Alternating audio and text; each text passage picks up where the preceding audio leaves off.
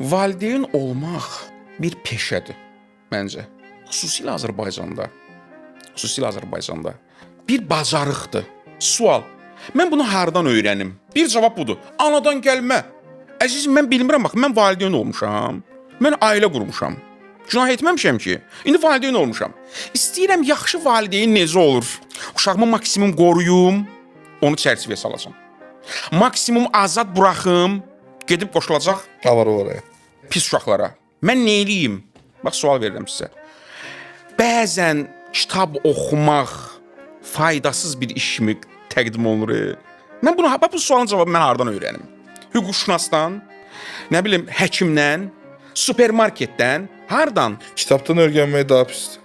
Niyə pisdir? Müasir, isключение deyim, bir şey deyim. Müasir kitab varsa, hə. Amma mən indiki uşağıma verəcəyim tərbiyənin misal deyirəm 50-ci, 60-cı ildə və yaxud əsrin əvvəlində, keçən əsrdə yazılmış bir kim fərqi yoxdur. Filosof olsun, alimi olsun, həmin dövrün ən ağıllı bir insanı olsun. Oxuyub da buna tərbiyə verməyim düzgün deyil. Yox, Çünki o dövr üçün idi onun tərbiyəsi. Yəni bizim hətta öz uşaqlığımdan da götürüm 30 il əvvəlki atamın mənə verdiyi, sağ olsun, yaxşı tərbiyə ilə mənim indiki verdiyim uşağıma tərbiyənin arasında fərq var. Çünki mən o qədər ramkə sala bilmərəm, məni kompüterə qoymurdu, amma mən uşağıma kompüter verirəm. Aydındır. O, yenə də deyirəm, o yanlışdır, düzdür, fərqi yoxdur.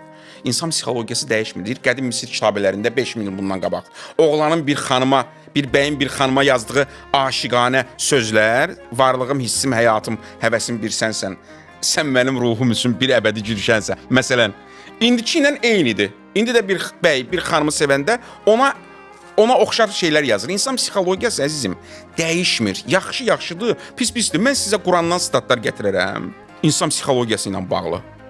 Eynən bu gün psixoloqların yazdığı ilə eyni ilə üstə düşür.